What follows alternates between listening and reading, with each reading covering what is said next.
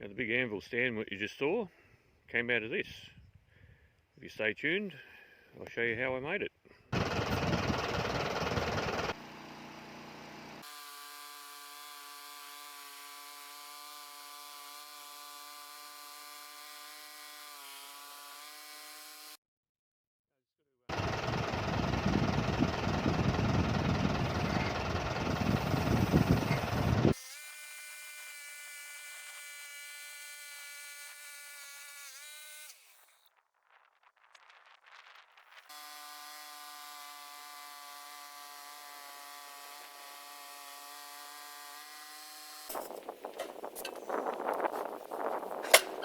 Oh, that's nice bit of timber.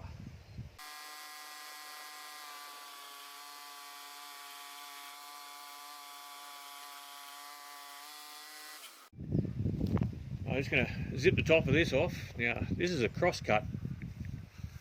This is actually the first time I've ever cross cut with this bandsaw. I don't know what's going to happen. I think it'll be alright, but I don't know. Anyway, don't know until you try.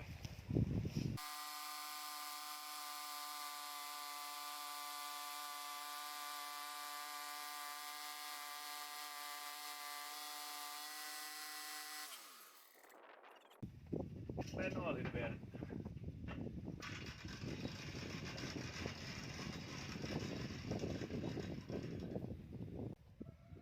A bit of time and patience. You sit there with a scribe or something and count how many rings there are and work out at the age of that tree. But look at it, be a couple hundred.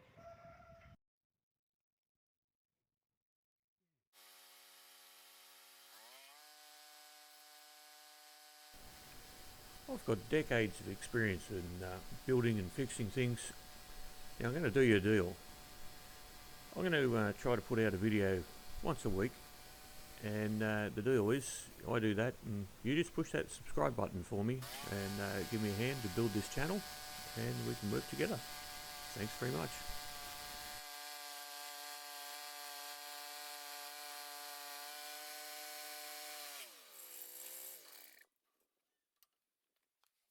Okay, what I've been doing to get that angle is just underneath the front, well, whoops, actual top, I've added a piece of RHS, which is 50mm square, under it, and just keeping it same distance in, just lifts it up that much. That just chops it off at the right angle. So now I've done two sides, well, top there and the right hand side here. So what I'll do now, I'm going to roll it another 90 degrees, cut it off again, but I've got to put the original wedge that I cut off under there as well to be able to get the same height. So I'll get that done, then we can cut that off and then see how we go.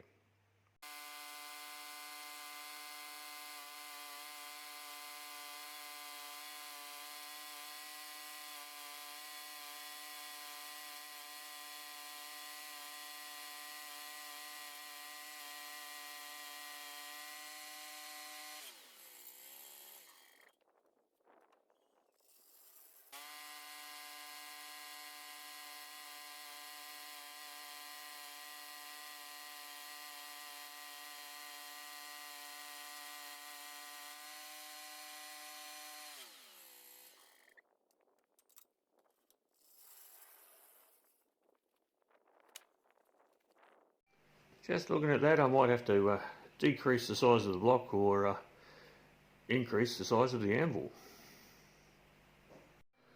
That looks a little more in proportion. That's where I was going. Now, I've drawn a few lines on here to we're going to miter the corners off. We'll give it more of a what do you call it, a facet type look. Anyway, I'm going to take the anvil back off again and start doing a bit of sawing and chiseling and chopping.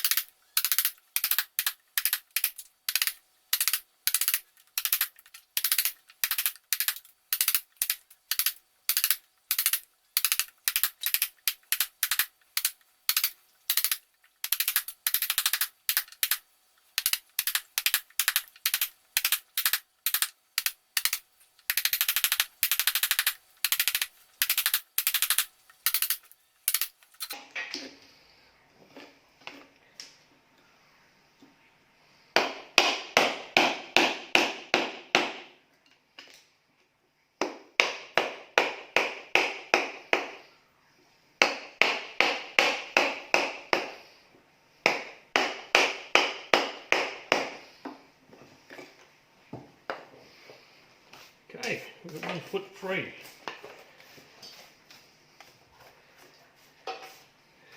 Obviously I'll have to come back later and just clean all this surfaces off.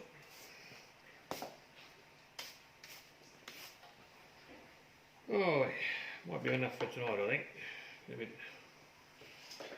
There you go.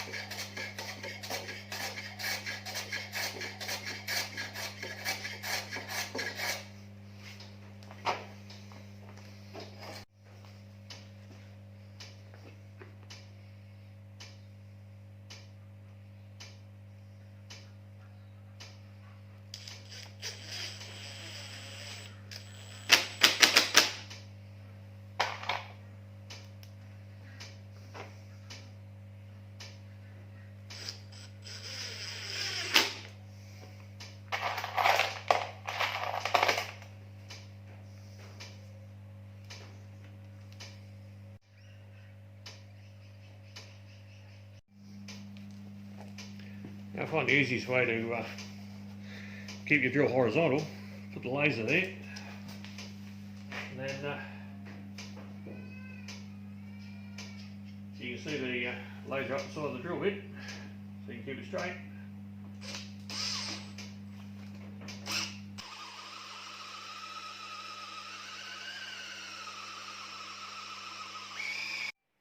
Now what I've done to hold the anvil down is on my chains I've put a split link on one end, and I've welded a M8 bolt to the other end.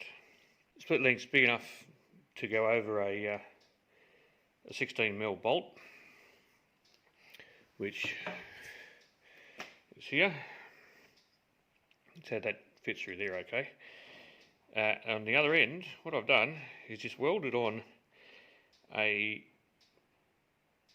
chunk of steel, which is 20 by 20 by 25mm long, and I've drilled an 8mm hole through it. So now I also just recessed this washer in a little bit so that I can get the chain to sit a bit flatter against the anvil, so it's not protruding out. So the bottom line is, slide that right through the block, like so, and I'll just hook that the bolt goes through the hole, like so. You can do it up, and this way it's just adjustable. Just pull the chain tight by pulling it down. So that's how they operate.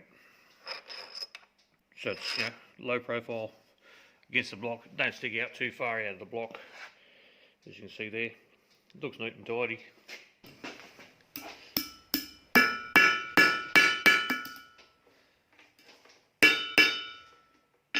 The split link goes over the bolt. Just put a big washer on it, like so, and a nut, and that'll contain this end.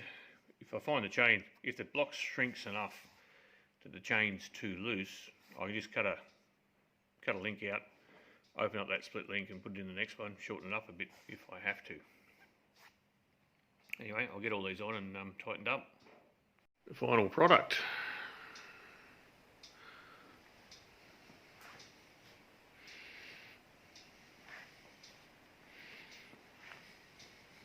Missed something or didn't explain something properly, just drop me a comment and ask. Happy to answer any questions. And please don't forget to hit the subscribe button and a like button. That'd be awesome. Thank you.